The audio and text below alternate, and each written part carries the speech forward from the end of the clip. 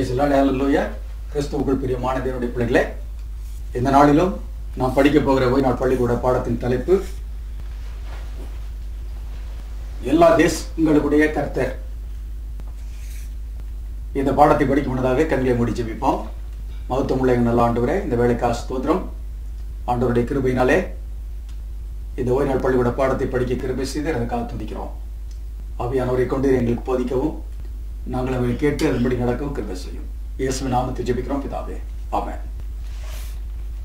இந்த வார ஓய்நாள் பள்ளிக்கூட பாடம் ஆமோஸ் தீர்க்கதரிசன புத்தகத்திலிருந்து நமக்கு வருகிறது. ஆமோஸ் தீர்க்கதரிசன புத்தகத்தில் முதல் 4 அதிகாரங்கள் இந்த வார பாடத்திலே நாம் படிக்க போகிறோம். இந்த வாரத்தின் பாடத்தில் கொடுக்கப்பட்டிருக்கிற மனப்பாட வசனம் ஆமோஸ் தீர்க்கதரிசன புத்தகம் 3ஆம் அதிகாரம் 8வது வாக்கியம். சிங்கம் கர்ச்சிக்கிறது, யார் பயப்படாதிருப்பான்? கர்த்தராகிய ஆண்டவர் பேசுகிறார், யார் தீர்க்க தரிசனம் சொல்லாதிருப்பான்? அப்படியானால் சிங்கம் கர்ச்சிக்கிறது என்று இங்கே இந்த வசனத்திலே பார்க்கிறோம். இந்த சிங்கம் யாருக்கு ஒப்பனையாக சொல்லப்பட்டிருக்கிறது சொன்னால் கர்த்தருக்கு ஒப்பனையாக சொல்லப்பட்டிருக்கிறது. கர்த்தர் கர்ச்சிக்கிறவராக, அதிகாரமுடையவராக மக்கள் மத்தியிலே இருக்கிறதை நாம் பார்க்கிறோம். ஆகினாலே இந்த வார பாடத்திலே தேவனுடைய ஜனங்களின் ராஜாக்களும் அந்நிய ஜனங்களுடைய ராஜாக்களும் செய்த பாவங்கள் இங்கே குறிப்பிடப்பட்டிருக்கிறது. அதற்கு முன்பாக ஆமோஸ் தீர்க்கதரிசி குறித்து ஓரிரு வார்த்தைகளை நான் சொல்ல வேண்டும். ஆமோஸ் என்ற அந்த பெயருடைய அர்த்தம் என்னவென்று சொன்னால், Amos means a burden bearer. Amos என்பதனுடைய பொருள் சுமை சுமக்குகிறவர். இந்த ஆமோஸ் இஸ்ரவேலின் ராஜாவாகிய யெரொபெயாமின் காலத்திலும் யூதாவின் ராஜாவாகிய உசியாவுடைய காலத்திலும் தீர்க்க தரிசன ஊழியம் செய்தவர். இந்த ஆமோஸ் தீர்க்கதரிசி தீர்க்கதரிசனுடைய குமாரனும் அல்ல, ஆசாரியனுடைய குமாரனும் அல்ல. அவர் ஆடு மேய்த்துக் கொண்டிருந்தவரும் காட்டுத்தீ பழங்களை பொறுக்கிக் கொண்டிருந்தவருமாக இருந்தார். அப்படி அவர் ஆடுகளுக்கு பின்னாலே போன பொழுது கர்த்தர் இந்த தேசங்களுடைய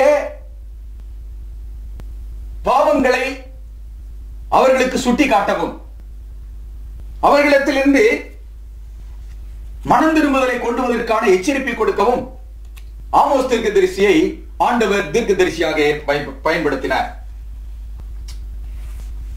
மனித சமுதாயத்திற்கு அவர்கள் செய்த குற்றங்கள் அவர்களுக்கு உணர்த்தப்படவும், தேவனுடைய பிள்ளைகள் செய்த பாவங்கள் உணர்த்தப்படவும் தீர்க்கதரிசி இங்கே பயன்படுத்தப்படுகிறார். முதல் 2 அதிகாரங்களில் தேவனுக்கு விரோதமாக தேசங்கள் செய்த பாவம் மாத்திரமல்ல, அவர்கள் எவ்விதமாக ஜனங்களை, எளியவர்களை அவர்கள் ஒடுக்கினார்கள், எவ்வளவுக்கு அதிகமாக அவர்களுக்கு தீமைகளை செய்தார்கள் என்பதை இங்கே ஆமோஸ் தீர்க்கதரிசி சுட்டிக்காட்டுகிறார். முதலாவதாக தமஸ்கு ராஜாவை குறித்தும், அந்த ராஜா அல்லது தமஸ்குடைய ஜனங்கள் இஸ்ரவேல் ஜனங்களுக்கு செய்த தீமைகளை குறித்தும் அங்கே சொல்லுகிறார். தமஸ்கு கீலேயாத்தை இருப்பு கருவிகளால் போரடித்தான் என்று சொல்லப்பட்டிருக்கிறது. அப்படினால அவர்கள் எவ்வளவுக்கு கொடுமையாக கீலேயாத்தை அவர்கள் நடத்தினார்கள். இரண்டாவதாக காத்சா சிறைப்பட்டவர்களை ஏதோமியருடைய கையிலே ஒப்பு கொடுத்து துன்புறுத்தும்படியாக ஒப்படைத்தான். மூன்றாவதாக இங்கே சொல்லப்பட்டிருக்கிறது தீரு. அந்த தீரு ராஜாவும் கொடுமையை செய்தான். அதோடு மட்டுமல்ல, அவன் சகோதர சிநேகத்தை விட்டுவிட்டான். தாவீதினுடைய ராஜாவின் காலத்திலே இத்தீரு ராஜா மிகவும் நெருக்கமானவனாக இருந்தான். அவர்கள் இருவரும் சகோதர உடன்படிக்கை செய்து கொண்டார்கள். ஆனாலும் ஏதோமுடைய ராஜா, தீருடைய ராஜா அவர்களுக்கு விரோதமாக எழுப்பினார். சாலமோன் ராஜாவுடைய காலத்திலே சாலமோன் எருசலேம் ஆலயத்தினுடைய கட்டுமான பணிகளை செய்தான். எருசலேம் ஆலயம் கட்டப்படுவதற்கு தீருவின் ராஜாவாகிய ஈராம் கேதாரி மரங்களையும் பொன்னையும் வெள்ளியையும் கொடுத்தான் என்று வேதத்திலே வாசிக்கிறோம். அதோடு மாத்திரமல்ல, சாலமோன் ராஜா தீரு ராஜாவை குறித்து சொல்லுகிறார், தீருவின் ராஜாவாய் ஈராம் என் சகோதரன் என்று சொல்கிறார். அப்படியானால் இந்த சகோதர சிநேகத்தை அவன் முறித்து போட்டான். எப்படி முறித்து போட்டான்? தீருவின் ராஜாவாகிய ஈராம் எருசலேம் ஆலயத்தை கட்டுவதற்காக அவன் கேதாரி மரங்களையும் பொன்னையும் பனிமுட்டுகளையும் அவன் கொடுத்து உதவி செய்தான். அதற்கு பதிலாக சாலமோன் ராஜா அவனுடைய நாட்டின் ஒரு பகுதியை கொடுத்தார். ஆனால் அதை அவன் ஏற்றுக்கொள்ளவில்லை. அது நிமித்தமாக அவன் இஸ்ரவேலை பகைத்தான். ஆகினாலே சகோதர உடன்படிக்கையை நினையாமல் சிறைப்பட்டவர்கள் முழுவதையும் ஏதோமியருடைய கையிலே அவன் ஒப்பு கொடுத்தார் என்று ஆமோஸ் தீர்க்கதரிசி குறிப்பிடுகிறார். மேலுமாக ஏதோம் தன் சகோதரனுக்கு விரோதமாக எழும்பி தன் மனதை கடினப்படுத்தி அவனுக்கு துரோகம் செய்தான். அடுத்ததாக அம்மோன் ராஜாவை குறித்து பேசுகிறார். அது மக்களை குறித்து பேசுகிறார். அந்த ஏதோமியர்கள் செய்ததை காட்டிலும் இவர்கள் செய்த தீமை என்னவென்று சொன்னார், கற்பஸ்திரிகளை கீறி போட்டார்கள். அப்படியானால்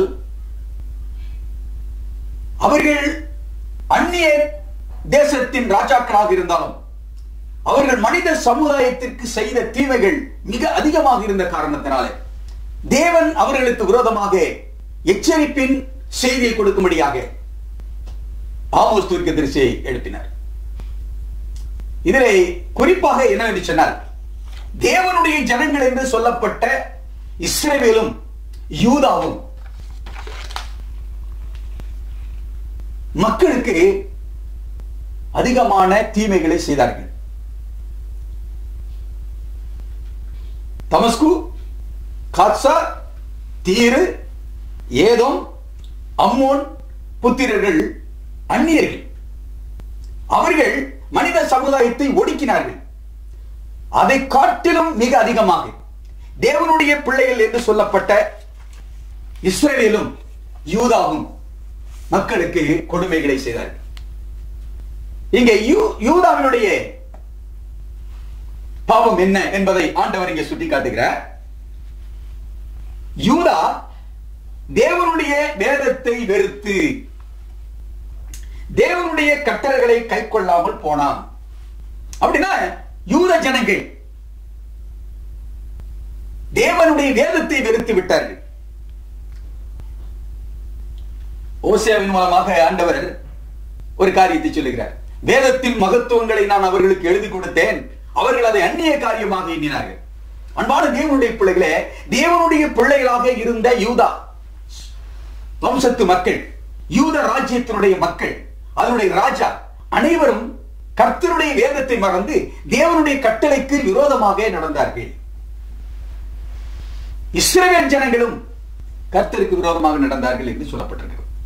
அவர்கள் செய்த பாவங்கள், உடன் சகோதரனுக்கு செய்த பாவங்கள், மக்கள் மத்தியிலே, அதாவது மனித சமுதாயத்திற்கு அவர்கள் செய்த தீமைகளை குறித்து பெரிய பட்டியல் கொடுக்கிறேன். என்ன கொடுக்கிறார் சொன்னால், இஸ்ரவேல் ஜனங்கள் நீதிமானை பணத்துக்கும் எளியவனை ஒரு ஜோடு புறாவுக்கும், நீதிமானை பணத்துக்கும் எளியவனை ஒரு ஜோடு பாதரட்சிக்கும் விற்று போட்டார்கள். தரித்திரர் தரையில் மண்ணை வாரி போட்டார்கள். சிறுமையானுடைய வாழ்க்கையிலே சிறுமையானவர்களுடைய வழியை புரட்டி போட்டார்கள். தேவனுடைய பரிசுத்த நாமத்தை குலைச்சலாக்கும்படி, இது மகா பெரிய பாவம். பரிசுத்தரின் நாமத்தை குலைச்சலாக்கும்படி மகனும் தகப்பனும் ஒரு பெண்ணிடத்தில் பிரவேசித்தார்கள். எவ்வளவு கொடுமையான காரியம்! யார் இவர்கள்? தேவனுடைய ஜனங்கள் என்று சொல்லப்பட்டவர்கள் இவ்வளவுக்கு மகா பெரிய பாவத்தை செய்தார்கள். ஆனால் இதே இஸ்ரவேல் ஜனங்களை ஆண்டவர் எகிப்திலிருந்து விடுவித்து கானானுக்கு அவர்களை அழைத்து வரும் பொழுது ஆண்டவர் அவர்களுக்கு சொன்ன காரியங்களை மோசே இங்கே குறிப்பிடுகிறார். கர்த்தருடைய வார்த்தைகள் மோசையின் மூலமாக கொடுக்கப்பட்டதை இங்கே நாம் பார்க்கிறோம். அந்நியர்களை சிறுமைப்படுத்தாமலும் ஒடுக்காக நீங்களும் எகிப்தில் அடிமைகளாக இருந்தீர்கள். அப்படின்னா அவர்கள் எகிப்தில் அடிமையா இருந்தாங்க. அவர்கள் மிகவும் சிறுமைப்பட்டார்கள், உபத்திரவப்பட்டார்கள். ஆனால் அவர்கள் தேவனால் விடுவிக்கப்பட்டு அங்கே சுதந்திரமாக வாழத்தக்கதாக ஆண்டவர் கொண்டு வந்த பொழுது அவர்களுக்கு கீழே இருந்த சிறுமையானவர்களையும் எளிமையானவர்களையும் அவர்கள் ஒடுக்கினார்கள். மேலுமாக இங்கே சொல்லுகிறார், விதவைகளையும் திக்கற்ற பிள்ளைகளையும் ஒடுக்காமல் இருப்பீர்களாக. அப்படி செய்தால் என்னிடத்தில் முறையிடுவார்கள். நான் கோபம் கொண்டவராகி உங்கள் மனைவிகள் விதவைகளும் உங்கள் பிள்ளைகள் திக்கற்றவர்களுமாக ஆகும்படி செய்வேன் என்று சொல்கிறார். ஆனா இவ்வளவுக்கு ஆண்டவர் எச்சரிப்பை கொடுத்த போதிலும் இஸ்ரவேல் ஜனங்களும் யூதா ஜனங்களும் அவர்களோடு கூட இருந்த எளிமையானவர்களையும் திக்கற்றவர்களையும் ஒடுக்கி அவர்களுக்கு அநியாயம் செய்தார். இதற்கு காரணம் என்ன என்றால் ஓசியா இங்கே குறிப்பிடுகிறார், அவர்கள் அவ்வளவுக்கு செழிப்பாக இருந்தார்கள். அவர்கள் வசதியான வீடுகளிலே கூட இருந்தார்கள். அவர்கள் கோடை காலத்துக்கு ஒரு வீடு, குளிர்காலத்துக்கு ஒரு வீடு கட்டி வாழ்ந்தார்கள். அப்போ அவர்கள் அவ்வளவுக்கு சுபிட்சமாக வாழ்ந்த பொழுது அவர்கள் தேவனை மறந்து விட்டார்கள். தேவனுடைய ஜனங்களுக்கு விரோதமாக, சிறுமைப்பட்டவர்களுக்கு விரோதமாக அவர்கள் பாவம் செய்தார்கள். சரி, ஒருவேளை அவர்களை குறித்து படிக்கும் பொழுது நாம் என்ன நினைக்கிறோம் அப்படின்னு சொன்னா, நம்மையும் ஆண்டவர் ஆசீர்வதித்திருக்கிறார், நம்மையும் அவருடைய பிள்ளைகளாக தெரிந்து கொண்டிருக்கிறார். நீங்களும் நானும் நமக்கு அடுத்தவர்களை, நமக்கு கீழானவர்களை அல்லது நம்மை விட எளிமையானவர்களை எப்படி நாம் நடத்துகிறோம்? சகோதர சிநேகத்தோடு நடத்துகிறோமா? மனித அபிமானத்தோடு நடத்துகிறோமா என்பதை நாம் சற்று சிந்தித்து பார்க்க வேண்டும். ஆண்டவராய் இயேசு கிறிஸ்து இந்த உலகத்திலே இருந்த பொழுது அவர் எல்லாருக்கும் உதவி செய்தார் என்று பார்க்கிறோம். ஆனாலும் ஒரு சமயத்திலே ஒரு கானானிய ஸ்திரீ ஆண்டவரிடத்திலே வருகிறார். அவருடைய மகள் வியாதிப்பட்டு இருக்கிறாள். ஆகினால ஆண்டவரிடத்திலிருந்து, ஆண்டவரே என்னுடைய மகள் வியாதிப்பட்டு இருக்கிறாள், அவளுக்கு நீர் இறங்க வேண்டும் என்று சொன்ன பொழுது ஆண்டவர் சொன்னார், பிள்ளைகளுடைய அப்பத்தை எடுத்து நாய்களுக்கு கொடுக்கலாமா? அப்பொழுது அந்த ஸ்திரீ சொன்னால், ஆண்டவரே பிள்ளைகளுடைய அப்பத்திலிருந்து விழும் துணிக்கையை நாய்கள் நக்குமே என்றார். அவளை பார்த்த ஆண்டவர் சொன்னார், உன்னுடைய விசுவாசம் பெரியது என்று சொல்லி அந்த கானானிய ஸ்திரீக்கு இறங்கி அவருடைய மகளுக்கு சுகம் கொடுத்தார். ஒருவேளை நாம் உயர்வான நிலையில் இருக்கிறோம் என்று சொன்னால் சிறுமையானவர்களுக்கு உதவி செய்ய வேண்டும். நம்முடைய ஆண்டவராய் இயேசு கிறிஸ்து அங்கே நமக்கு எடுத்துக்காட்டாக, முன்மாதிரியாக இருக்கிறார். ஆகினால தாவீதுடைய காலத்திலே தாவீது அநேகருக்கு உதவி செய்ததாக வேதத்திலே வாசிக்கிறோம்.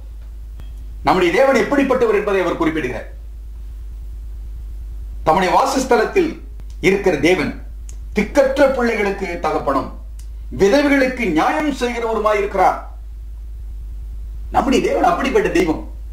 அவர் நமக்கு நியாயம் செய்ததினாலே, இரக்கம் செய்ததினாலே, நம்மை அவர் நேசித்ததினாலே இன்றைக்கு நாம் ஜீவனோடு இருக்கிறோம். அதே போன்று நம்மை உண்டாக்கின தேவன் தான் மற்றவர்களை உண்டாக்கினார். ஆகையினாலே நாம் செய்ய வேண்டிய வேலை என்ன? நாம் நம்மை நேசிக்கிறது போல அவர்களை நேசிக்க வேண்டும், அவர்களுக்கு உதவி செய்ய வேண்டும். ஏசாயா 58ஆம் அதிகாரத்திலே அங்கே நாம் எப்படியெல்லாம் மற்றவர்களுக்கு உதவியாக இருக்க வேண்டும் என்று சொல்கிறார். திக்கற்ற பிள்ளைகளுக்கு ஆதரவாக இருக்க வேண்டும், பசி உள்ளவர்களுக்கு ஆதாரம் கொடுக்க வேண்டும், உடை இல்லாதவர்களுக்கு உடை கொடுக்க வேண்டும் என்பதை எல்லாம் ஆண்டவர் ஒரு பெரிய பட்டியலிட்டு சொல்கிறார். அன்பான தேவனுடைய பிள்ளைகளே, ஆண்டவராய் இயேசு கிறிஸ்து வரும் பொழுது அங்கே 2 பிரிவினர் இருக்க போகிறார்கள். வலது பக்கம் ஒரு பிரிவினர், இடது பக்கம் ஒரு பிரிவினர். வலது பக்கம் இருக்கிறவர்கள் பார்த்து ஆண்டவர் சொல்லுகிறார், பிதாவினால் ஆசீர்வதிக்கப்பட்டவர்களே, உலகம் உண்டான முதற்கொண்டு உங்களுக்காக ஆயத்தம் பண்ணப்பட்ட ராஜ்யத்தை சுமந்துக் கொள்ளுங்கள் என்று சொல்லிவிட்டு பின்னாக சொல்லுகிறார். இதை குறித்து மத்திய 25ஆம் அதிகாரத்தில் வாசிக்கிறோம். நான் பசியாக இருந்தேன், போஜனம் கொடுத்தீர்கள். நான் நிர்வாணமாக இருந்தேன், என்னை உடுத்துவித்தீர்கள். நான் தாகமாக இருந்தேன், எனக்கு தாகத்திற்கு தண்ணீரை கொடுத்தீர்கள். நான் சிறைச்சாலையில் இருந்தேன், என்னை பார்க்க வந்தீர்கள். நான் வியாதியாக இருந்தேன், என்னை விசாரித்தீர்கள். அப்பொழுது அவர்கள், ஆண்டவரை எப்பொழுது உம்மை பசி உள்ளவர்களாக கண்டோம்? இந்த சிறியரில் யாருக்கு எதை செய்தீர்களோ அதை எனக்கே செய்தீர்கள். ஆகினாலே அன்பானவர்களே, தேவனுடைய பிள்ளைகளாகிய நாம் மற்றவர்களுக்கு இரக்கம் காட்டுகிறவர்களாக இருக்க வேண்டும். ஆனால் ஆமோசுடைய காலத்திலே இரக்கம் காட்டாதபடிக்கு மனித சமுதாயத்தை ஒடுக்கினார்கள் என்று நாம் பார்க்கிறோம். ஆமோஸ் 2ஆம் அதிகாரத்தில் வாசித்த பின்பு 3ஆம் அதிகாரத்துக்கு வரும் பொழுது 3ஆம் அதிகாரத்தில் தேவனுடைய ஜனமாகிய இஸ்ரவேலை ஆண்டவர் நான் தெரிந்து கொண்டேன் என்று சொல்லுகிறார். உண்மைதான். ஆதியிலே நாம் படிக்கும் பொழுது ஆண்டவருடைய வேதத்திலே யாத்திராகமம் 19ஆம் அதிகாரம் 5ஆம் 6ஆம் வசனங்களிலே ஆண்டவர் இவ்விதமாக சொல்கிறார், கர்த்தர் சகல ஜனங்களுக்குள்ளும் இஸ்ரவேலை தமக்கென்று தெரிந்து கொண்டார். அவர்களை ஆண்டவர் தெரிந்து கொண்டார். ஆனால் தெரிந்து கொண்ட ஜனம், ஸ்லாக்கியம் பெற்ற ஜனம் பாவம் செய்தது. ஆனால் ஆண்டவர் என்ன சொல்றாருன்னா, லூகாஸ் விஷயத்திலே நான் வாசிக்கும் போது 47ஆம் 48ஆம் வசனங்களிலே நான் சொல்லுகிறார், என் எஜமானுடைய சித்தத்தை அறிந்தும் ஆயத்தமாயிராமலும் அவருடைய சித்தத்தின்படி செய்யாமலும் இருந்த ஊழியக்காரன் அநேக அடிகள் அடிக்கப்படுவான். அறியாதவனோ சில அடிகள், அறிந்தவனுக்கு அநேக அடிகள் என்று சொன்ன. அப்படின்னா நாம் தேவனுடைய ஜனங்கள் என்று அழைக்கப்பட்டு தேவனுடைய சத்தியத்தை அறிந்து தேவனுடைய பிரமாணத்தை அறிந்து அதை நாம் மீறி நடக்கும் பொழுது நமக்கு அநேக அடிகள். அதைத்தான் இஸ்ரவேல் ஜனங்களுக்கு ஆண்டவர் சொல்லுகிறார், என்னுடைய ஜனம் ஆனாலும் தேவனுடைய சட்டத்தை மீறி மனுக்குலத்திற்கு அங்கே தீமை செய்தார்கள். ஒருவேளை தேவனுடைய ஜனங்களா இருக்கிறாங்க, குற்றம் செய்து கண்டு காணாம போயிடறாங்க நினைச்சிட்டு இருக்கிறோம். அப்படி இல்லை. தேவனுடைய ஜனங்களாக இருந்தாலும் தேவன் அவர்களுக்கு தவறு கெட்ட தண்டனை கொடுப்பார். தேவனால் தெரிந்து கொள்ளப்பட்டவர்கள் நியாயம் தீர்க்கப்படுவார்கள். ஆண்டவருடைய வேதத்திலே நாம் வாசிக்கிறோம். பிரசங்கி புஸ்தகத்திலே வாசிக்கும் போது 12ஆம் அதிகாரத்தின் கடைசி வாக்கியத்தை வாசித்தோம் என்று சொன்னால் ஆண்டவர் சொல்லுகிறார், நன்மையானாலும் தீமையானாலும் தேவன் நியாயத்திலே கொண்டு வருவார். ஆகினால நீங்கள் நானும் தேவனுடைய ஜனம். இன்றைக்கு குறிப்பாக சொல்ல வேண்டும் என்று சொன்னால் செவன்த் டே அட்வென்டிஸ்ட் மக்களாகி நீங்கள் நானும் தேவனால் தெரிந்து கொள்ளப்பட்டவர்கள், மீதமான ஜனங்கள், தேவனுடைய ஜனங்கள், தேவனுடைய நாமம் தெரிவிக்கப்பட்ட ஜனங்கள் என்றெல்லாம் நம்மை சொல்லிக் கொள்கிறோம். ஆனால் நாம் தேவனுக்கு விரோதமாக, தேவனுடைய மற்ற ஜனங்களுக்கு விரோதமாக நாம் அவர்களை கொடுமைப்படுத்தவும் அவர்களுக்கு தீமை செய்யவும் அவர்களுக்கு விரோதமாக நடக்கவும் இருந்தால் கர்த்தர் எல்லாவற்றையும் நியாய தீர்ப்பிலே கொண்டு வருவார். தெரிந்து கொள்ளப்பட்ட ஜனமாக இருந்தாலும் தேவன் தண்டியாமல் விடார். அந்நிய ஜனங்களை மாத்திரமல்ல, அந்நிய ராஜாக்களை மாத்திரமல்ல, தேவனுடைய ஜனங்களையும் அவர் தண்டிப்பார். ஏன் என்று சொன்னால், அந்நிய ராஜாக்களுக்கும் அந்நிய ஜனங்களுக்கும் தேவன் அவரே, தேவனால் தெரிந்து கொள்ளப்பட்டவர்களுக்கும் தேவன் அவரே. ஆகினாலே எல்லா ஜனத்துக்கும் தேவனானவர் கர்த்தர் என்பதை நாம் இங்கே பார்க்கிறோம்.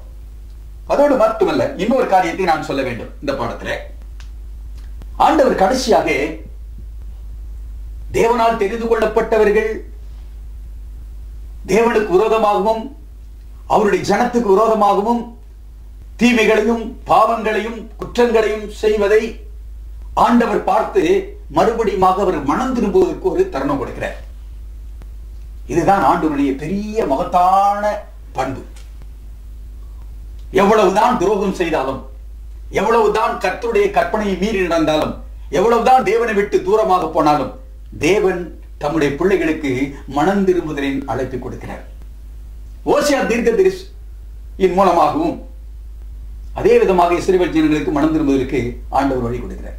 எல்லா தீர்க்கதரிசன புத்தகங்களையும் வாசித்தோம் என்று சொன்னால், முதலாவது அவர் மக்கள் மத்தியில் இருக்கிற குற்றத்தை உணர்த்துகிறார். குற்றத்தை உணர்ந்த பிறகு மனம் திரும்புவதற்கான அழைப்பை கொடுக்கிறார். அதே விதமாகத்தான் ஆமோஸ் தீர்க்கதரிசன புத்தகத்திலும், ஆமோஸ் தீர்க்கதரிசன புத்தகத்திலே ஆண்டவர் கொடுப்பதுதான். ஆமோஸ் தீர்க்கதரிசன புத்தகம் 4ஆம் அதிகாரம் 12ஆம் வசனத்தை வாசிக்கும் போது, நீ உன் தேவனை சந்திக்கும்படி ஆயத்தப்படும். தேவனை சந்திப்பதற்கு எப்படி நாம் ஆயத்தப்படுவது? தேவனுடைய ஜனம் என்று சொல்லப்பட்ட இஸ்ரவேல் ஜனமும் யூதா ஜனமும் தேவனை மறந்து விட்டார்கள், தேவனை தேடுவதை விட்டு விட்டார்கள். ஆகினாலே மறுபடியும் ஆண்டவர் அவர்களுக்கு ஒரு தருணம் கொடுத்து ஓசியாவின் மூலமாக அழைப்பு கொடுத்தது போல ஆமோஸ் தீர்க்கதரிசி மூலமாகவும் ஒரு அழைப்பு கொடுக்கிறார். என்ன அழைப்பு கொடுக்கிறார்? உன் தேவனை சந்திக்க ஆயத்தப்படும்.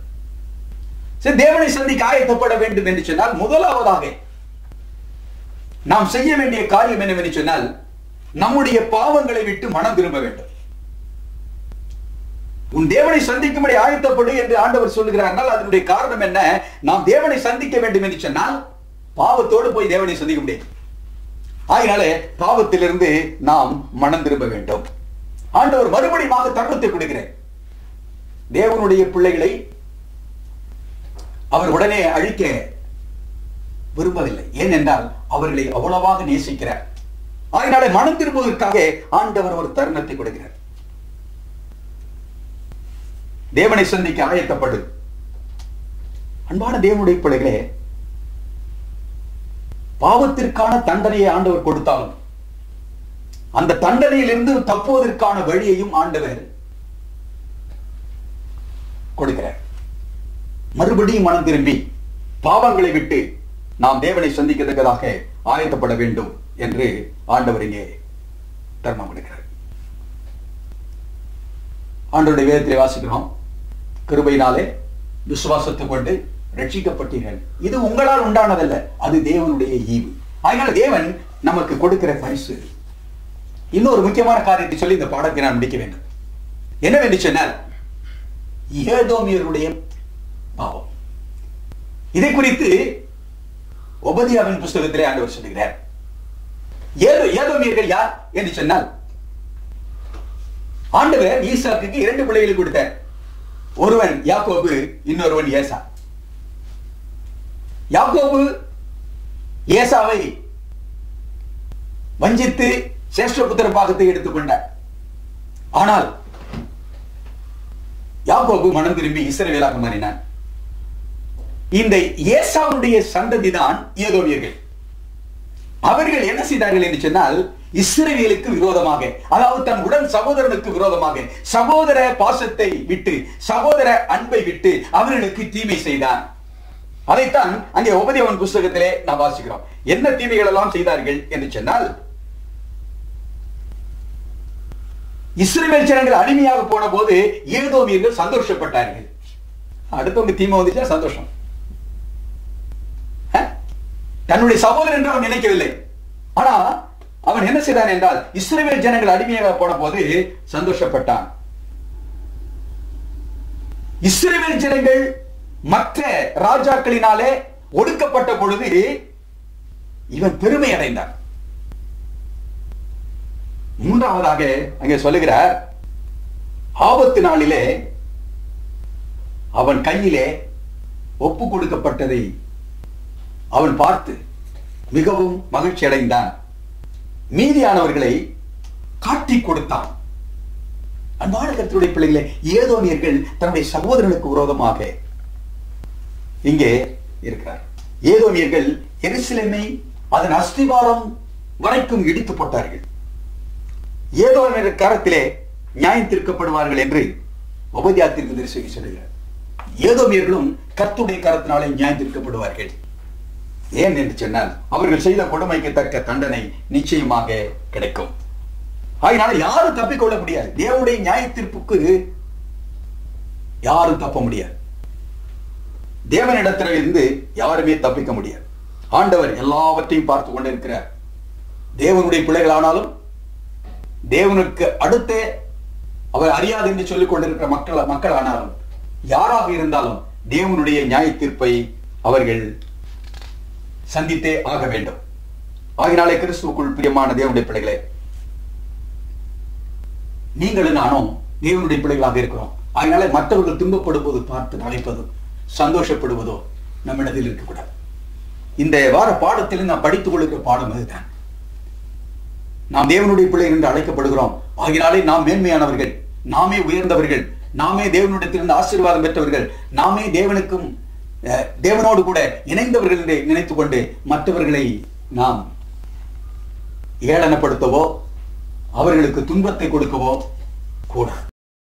அன்பான தேவனுடைய பிள்ளைகளாகி நீங்களும் நானும் இவைகளை உணர்ந்து கொள்ள வேண்டும்.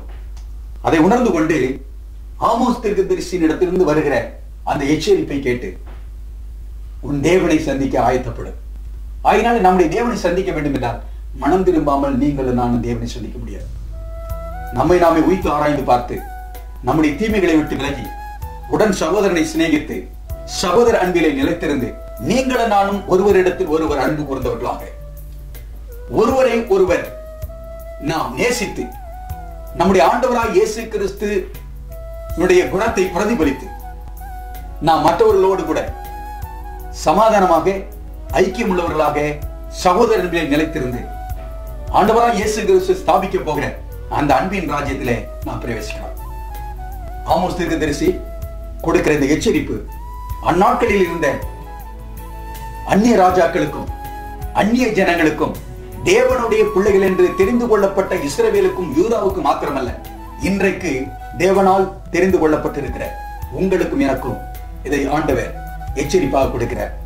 ஆகினால நீங்களும் நானும் சகோதர அன்பிலே நிலைத்திருந்து ஒருவருக்கு ஒருவர் உதவி செய்து திக்கற்றவர்களுக்கு உதவி செய்து விதவைகளுக்கு ஆதரவு செய்து நீங்களும் நானும் கர்த்தருடைய அன்பை நிலைநாட்டி ஆண்டோடைய வருகைக்கு ஆயத்தப்படுவோம். ஆமோஸ் தீர்க்கதரிசி சொல்லுகிறார், உன் தேவனை சந்திக்க ஆயத்தப்படு. ஆகவே நீங்கள் நான் மனம் திரும்பினவர்களாக தேவனை சந்திக்க ஆயத்தப்பட்டு அவருடைய ராஜ்யத்திற்கு காத்திருந்த அவருடைய ராஜ்யம் வரும்பொழுது அவருடைய ராஜ்யம் செய்வோம். தேவன் உங்களை நீ ஆசீர்வதிப்பாராக. ஜெபிப்போம். மகத்துவமுள்ள ஆண்டவரே, இந்த வேலைக்காய் நன்றியோடு நாங்கள் துதிக்கிறோம், ஸ்தோத்திரிக்கிறோம். எங்களுடைய வாழ்க்கையிலே ஆண்டவரே, நீர் எங்களை உங்களுடைய பிள்ளைகளாக தெரிந்து கொண்டபடி நான் உங்களுக்கு ஸ்தோத்திரம் செலுத்துகிறோம். இதை உணர்ந்து நாங்கள் எங்களோடு கூட இருக்கிற உடன் சகோதரர்களை நேசிக்கவும் திக்கற்றவர்களுக்கு உதவி செய்யவும் விதவைகளுக்கு ஆதரவு தரவும் ஆண்டவரே சிறுமையானவர்களை ஒடுக்காதபடிக்கு அவர்களோடு கூட சிநேகமாக இருந்து மற்றவர்களுக்கு வருகிற துன்பத்திலே நாங்கள் சந்தோஷப்படாதபடிக்கு நாங்கள் எங்களுக்கும் நியாய தீர்ப்பு உண்டு என்பதை உணர்ந்து நாங்கள் நியாய தீர்ப்பு நாளிலே குற்றம் உள்ளவர்களாக தீர்க்கப்படாதபடி குற்றமற்றவர்களாக தீர்க்கப்பட்டு நம்முடைய ராஜ்யம் சேர தேவன் திரும்பி செய்வீராக. எங்களை யாவரையும் ஆசீர்வதியும். இயேசு நாமத்தில் ஜெபிக்கிறோம் பிதாவே.